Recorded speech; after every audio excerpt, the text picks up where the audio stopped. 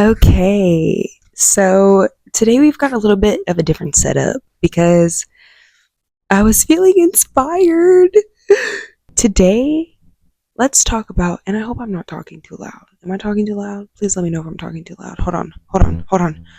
Okay, we're good on the mic.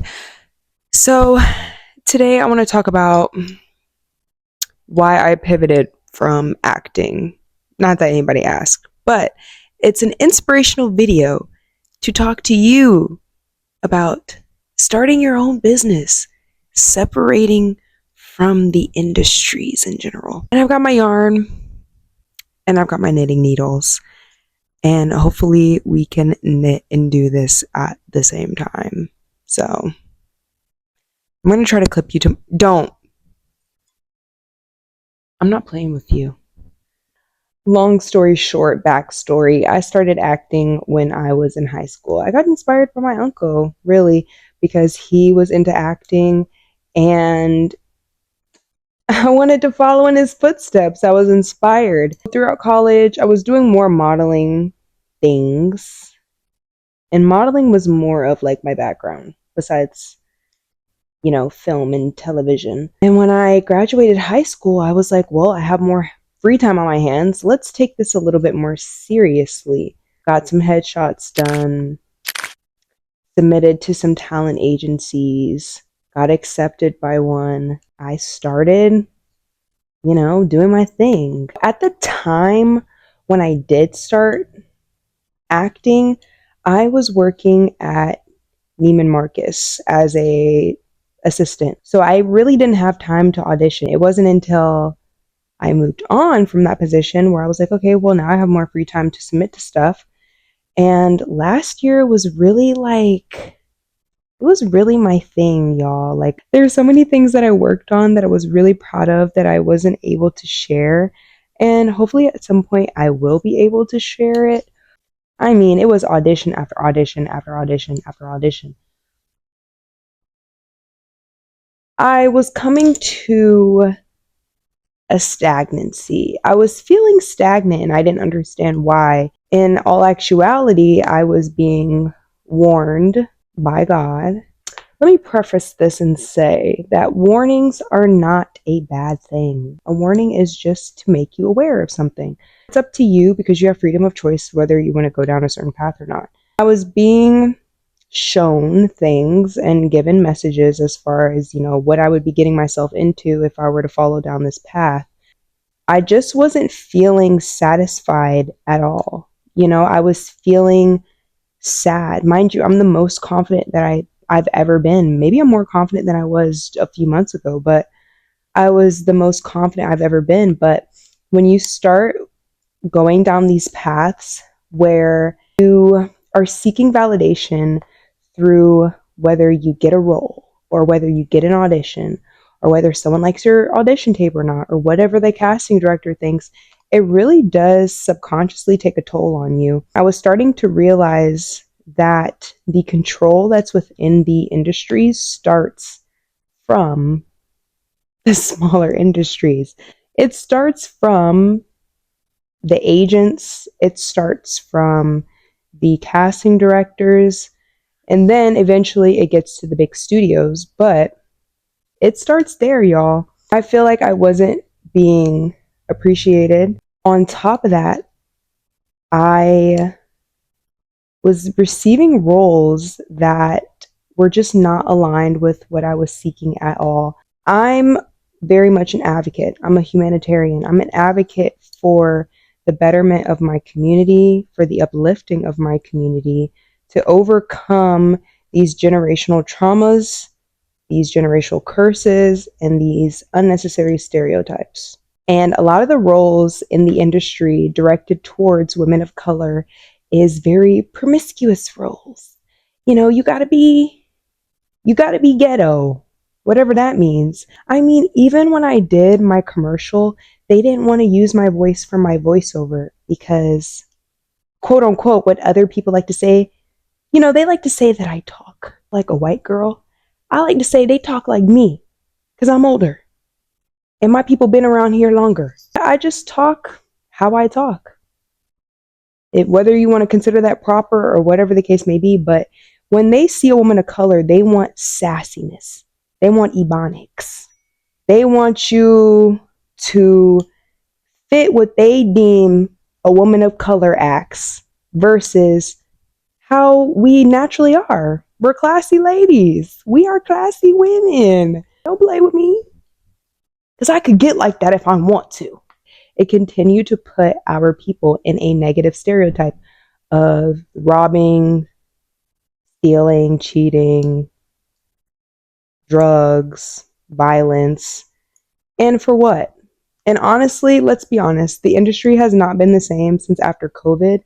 And the idea, this has been talked about a lot, but the idea of being a celebrity, the idea of having fame has been dead so long ago. Anybody could get famous. Anybody. Upload a viral video on TikTok, and I swear to God, people shoot up within like 3 hours. I know, because it happened to me. Did I get famous? No, because we have to work a little bit harder.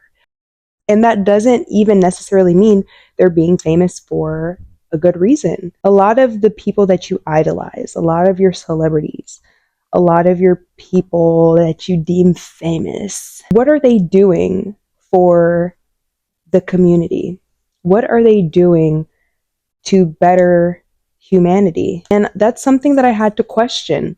If I'm getting myself into something, into an industry where I'm being controlled, and I've realized that, where, maybe I can't speak about certain things that I want to, I'm not doing roles that I would like to because the roles that are being sent to me are specifically for women of color and not just a woman in her 20s. How am I going to be able to give back to my community if I'm being censored? If I'm not able to fully express my authenticity? Also, just thinking, how can I be able to give back to my community? Not only my community, but just give back to the world in a meaningful way where I'm not being idolized. The want of fame is from a lack of love. It really is from a place of a lack of love. A lot of the people that you see that are famous, and want to be superstars, they wanted that because in some aspect, in some area of their life, they didn't receive enough love. So they're seeking validation from others. Now, obviously, sometimes it comes naturally, but when people want to be famous, you kind of got to question that. And I don't want to be famous. I want to be able to express my art, express my talents. But let's pivot here because pivoting is important. That's why we're getting into the topic of whatever it is that is your talent, whatever it is that is your dream. You don't have to move into an industry to achieve that. Could it be a helpful stepping stone? Yeah. But just like how anybody starts their own business so that they don't have to work for others, that's literally what anything could be like. Like if you want to create your own shoes, create your own shoes. You don't have to work with big companies unless you want to. You want to be a director, start off working with your friends locally, make your own films. So many of us wait until we want the platform, until we want to work with big people, work with successful industries. But why not start now? Why do you feel the need that you want to work for other people? A lot of the times people are creating their own businesses and creating their own avenues because nobody wants to work a 9 to 5. We're getting back to this independency, which we definitely needed because that's what our ancestors did. Before segregation ended, we had our own doctors. We had our own grocery stores.